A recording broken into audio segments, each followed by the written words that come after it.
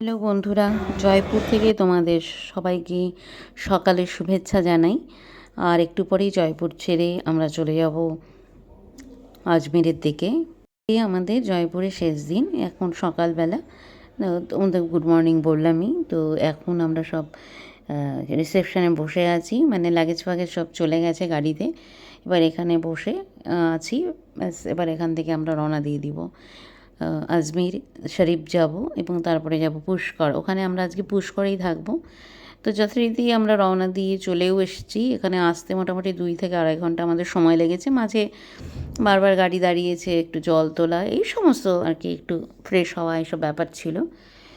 তো এখন আমরা চলে এসেছি আজমির শরীফ দরগাতে। এই যে গেটটা দেখছো, মানে প্রবেশদ্বার, এই দরগার প্রবেশদ্বার এটা।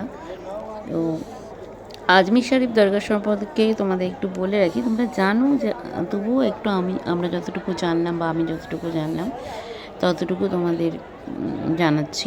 একজন ধর্মগুরু, মানে ধর্ম প্রচারক, পণ্ডিত ব্যক্তি খাজা মঈনুদ্দিন চিশতি, তিনি এইখানে দেহ রেখেছিলেন, এবং তিনি ধর্মপ্রচারক ছিলেন, যেটা বললামই, দেহ রেখেছিলেন। এবং সেই তাঁরই সমাধিস্থলটি এখন পবিত্র একটি স্থান হিসেবে পরিচিত।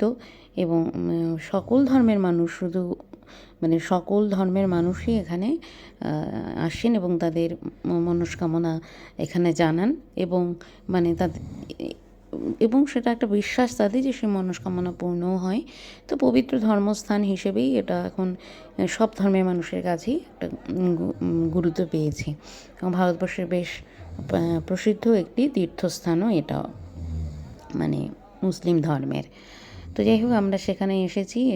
আর এখানে একটা নিয়ম আছে যে মাথায় কিছু কাপড় দিয়ে, মানে সে পুরুষ নারী নির্বিশেষে, আর যদি পুরুষদের না থাকে অন্তত রুমাল দিয়ে হোক, মানে মাথা ঢেকে প্রবেশ করতে হয়, অনেকটা গুরুদুয়ারা মতনই আর কি। আর এই যে দেখছো ফুলের দিয়ে এই যে ডালাগুলো সাজানো আছে, এইটা নিয়ে এবং চাদর নিয়ে প্রবেশ করে, মানে যেমন আমরা যেরকম মন্দিরে যাই, ফুল চড়াই বা প্রসাদ দিই ঠাকুরের উদ্দেশ্যে, তেমনি একই রকমভাবে এখানে এই ফুলের ডালা নিয়ে বা চাদর নিয়ে ওই দরগায় প্রবেশ করতে হয় এবং সেখানে চড়াতে হয়, এবং তাতে মনস্কামনা পূর্ণ হয়। তো যাই হোক, প্রচণ্ড ভিড়। এখানে এসে দেখছি যে প্রচুর প্রচুর মানুষ মানে রোজ এখানে আসা যাওয়া করেন আর কি। বহু বিখ্যাত মানুষ এখানে এসেছিলেন, যেমন সম্রাট আকবর থেকে শুরু করে আকবর, জাহাঙ্গীর, শাহজাহান, দারা সুজা, রাজিয়া সুলতানা, বহু মানুষ এই দরগাতে এসেছিলেন। যাই হোক, আজমির শরীফ দরগা দর্শন করে আমরা সেখান থেকে বেরিয়ে এবার রওনা দিচ্ছি পুষ্করে ব্রহ্মা মন্দিরে যাব। তো পুষ্করের উদ্দেশ্যে আমরা রওনা দিয়েছি। আর রাস্তাটা দেখো কি সুন্দর, পাহাড়ি রাস্তা দিয়ে গাড়ি যাচ্ছে। এগুলো আরাবল্লী পাহাড়েরই অংশ, অর্থাৎ এই শহরটাকে বা এই জায়গাটাকে চারপাশ দিয়ে ঘিরে রেখেছে আরাবল্লী পর্বতমালা। তো তারই এই পাহাড়ের অংশগুলো, এগুলো আরাবল্লী পর্বতেরই অংশ, এবং সবুজে ঘেরা রাস্তাটা কিন্তু খুবই সুন্দর। পাহাড়, এই আজমির বলে যে জায়গাটা আছে, আসলে এর পূর্বের নাম কিন্তু আজমির ছিল না। পূর্বে কিন্তু এর নাম ছিল অজয় মেরু। পরবর্তীতে সেই জায়গাটা আজমির বা আজমির হয়েছে। যাই হোক, আমরা আজমির থেকে যদিও বেরিয়ে এসেছি, এখন যাচ্ছি পুষ্করের উদ্দেশ্যে। আর চারিপাশে প্রাকৃতিক সৌন্দর্য সে এক অপূর্ব। তো সবটা ভাষায় হয়তো আমি প্রকাশ করতে পারলাম না। এই দেখো, গাছে গাছ, সবুজে সবুজে ঘেরা এই পর্বতমালা এবং পুষ্কর। তো আমরা যথারীতি চলে এসেছি পুষ্করে। আর পুষ্করে এটা হচ্ছে মেলার মাঠ। এইখানেই গাড়ি পার্কিং, বড় বড় গাড়িগুলো এখানেই দাঁড়িয়েছে। আর এই সময় পুষ্কর মেলাও শুরু হয়ে গেছে। প্রচণ্ড ঠান্ডা, আমরা পুষ্করে আছি, আর এদিকে এত ঠান্ডা। দাঁড়াও, সাধারণত আমরা জানি যে এই সব এরিয়াতে, মানে রাজস্থানে গরমই থাকে। আর এখন অক্টোবর মাসের শেষের দিক, কিন্তু নভেম্বরও পড়েনি। আমরা জানি যে এখানে যথেষ্টই গরম আছে, সেই অনুযায়ী আমরা পোশাক পরিচ্ছদ নিয়ে এসেছি। কিন্তু এখানে এসে 2 দিন থেকে দেখছি পুরো আবহাওয়াটাই পুরো চেঞ্জ হয়ে গেছে।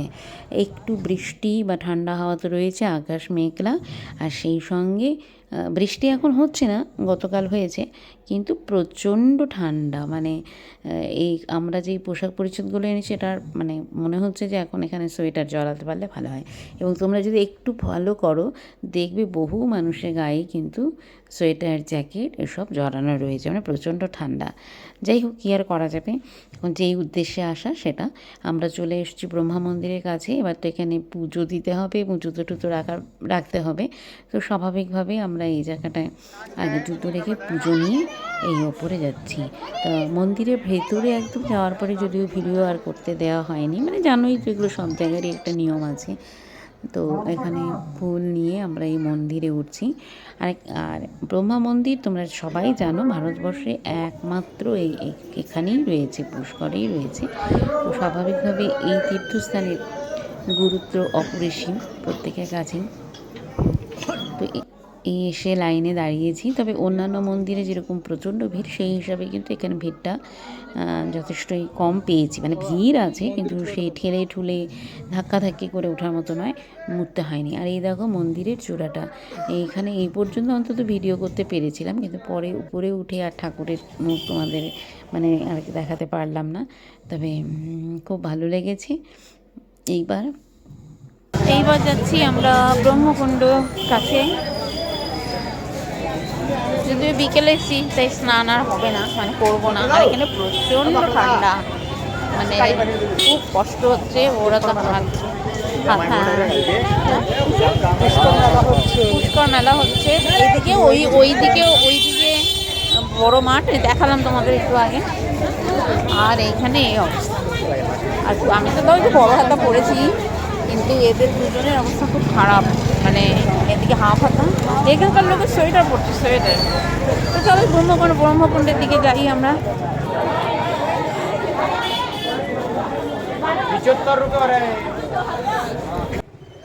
দুদিকে রাস্তাতেই প্রচুর দোকান এবং সব তীর্থস্থানে যেরকম হয়। আর এখানে সব পুজো দেওয়ার জন্য পুজো বা বিভিন্ন পুজোর সামগ্রী বিক্রি হচ্ছে। তো আমরা চলে আসলাম, মোটামুটি ব্রহ্মকুণ্ডের কাছে চলেই এসেছি। पूजा का थाली आएगा, सुहाग का जल का पूजा देता है। मंदिर में पूजा नहीं लगता है, डोली से बैठ के अपना परिवार पुष्करे झोले पूजा देवे। मंदिरे ठाकुरे पूजा लागছে না, 20 টাকা জিনিস आता है डाली, ब्रह्मा पुष्कर पूजा देवे, पितृतर्पण करता है। আমার এখানে একটা জিনিস খুব ভালো লাগছে বিভিন্ন জায়গায় গিয়ে, যে দেখা যাচ্ছে যে এখানে প্রচুর লোক বাংলায় কথা, মানে বাংলা ওরা জানে না কিন্তু বুঝতে পারছে যে আমরা বাঙালি, মানে প্রচুর বাঙালি এখানে আসে, যার জন্য ওদের বাংলা শুনতে শুনতে ওরা প্রায় বাংলাটা বুঝেই যায়, একটু অল্প করে বলার চেষ্টাও করে। আর এই দেখো ব্রহ্মকুণ্ডে এখানে একটু হাত ইয়ে করে আশীর্বাদ, মানে জল ছিটিয়ে শান্তির জল নিয়ে নেওয়া হলো, এই নিল। এবার আমি একটু নিয়ে নেব। এখানে এই পুজো দিয়ে মানে জলকে প্রণাম করতে হয় ব্রহ্মাকে। আর ওই কুণ্ডের মাঝখানেও একটা মন্দিরের মতো আছে, তবে একটু পরে তোমাদের দেখাবো। আর ওই দেখো কত মাছ এসেছে, আবার এখানে না ওই প্রসাদ কিনে কিনে এই মাছদের খেতে দেওয়া হয়। আর ওই জন্য এই মাছগুলো প্রায় পাড়ের কাছে, মানে সিঁড়ির কাছে চলে আসে।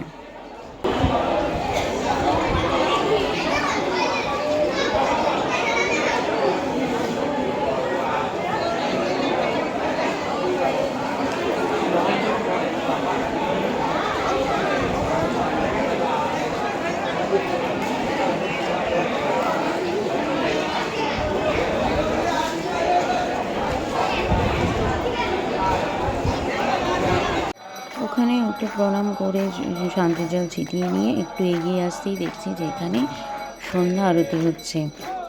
তো বেশ ভালো লাগলো যে একটা সুন্দর সময় আমরা এসেছি। তো এখানে আমরা দাঁড়িয়ে পড়েছি এই সন্ধ্যা আরতি দর্শনের জন্যে।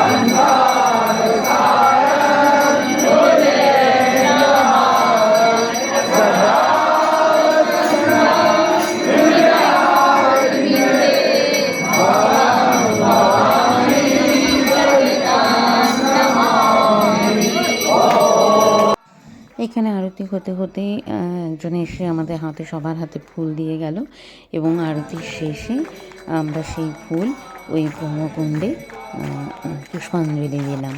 তো ভীষণই ভালো লাগলো যে সকালে এসে পুজো দিতে না পারলেও আমাদের আমাদের ইচ্ছেটুকু কিন্তু পূরণ হলো। এখানে বেশ কিছুক্ষণ সময়ও কাটালাম। আর এবার সন্ধ্যা আরতি দেখে আমরা হোটেলে ফিরবো, তো রওনা দিয়ে দিয়েছি।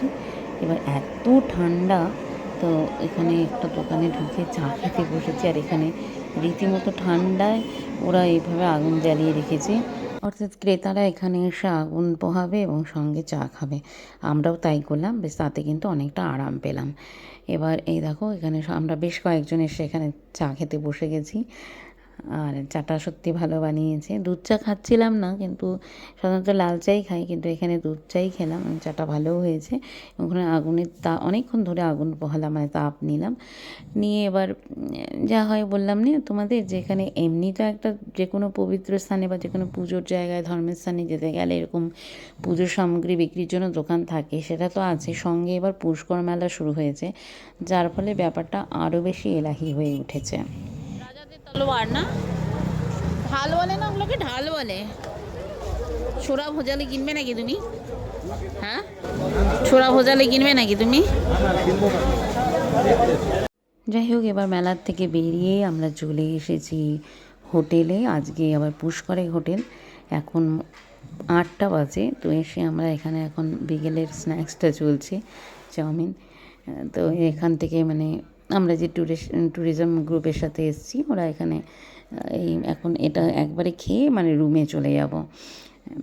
তো বেশ ভালোই লাগছে। আমরা সবাই অপরিচিত ছিলাম যে কজন আমরা এসেছি। এবার এখানে এসে স্বাভাবিক সবার সাথে সবার একটা বন্ধুত্ব হয়ে গেছে এবং ঘুরতে বেড়াতে মানে বেশ এনজয় করছি ব্যাপারটাকে। আর এই ডাইনিংয়ের সময়গুলো খুব ভালো লাগে, সবাই এসে গল্প হচ্ছে, খাওয়া হচ্ছে, কথা হচ্ছে, যেমনটা হয়। তো যাই হোক, এবার খাওয়া দাওয়া করে তো ঘরে এসে গেল, মানে নতুন মানে আজকের থেকে আবার আজকের জন্য আজকে এই হোটেলটা নতুন, তো আজকে এখানেই কাটানো। যাই হোক, পুরো ব্লগটা তোমাদের সাথে শেয়ার করলাম। সারাদিন কীভাবে ঘুরলাম, কি কোথায় গেলাম, যতটুকু জানতে পারলাম তোমাদেরকে জানালাম। তো অবশ্যই তোমরা কমেন্ট করে জানাবে যে আজকের ব্লগটা তোমাদের কেমন লাগলো। আর যদি ভালো লেগে থাকে তাহলে তো অবশ্যই লাইক করবে, কমেন্ট করবে এবং বন্ধুদের সাথে শেয়ার করে দেবে। আর হ্যাঁ, আমার চলছে কিন্তু রাজস্থান ট্যুর। এরপরে কিন্তু আরও নতুন নতুন ব্লগ নিয়ে আসবো।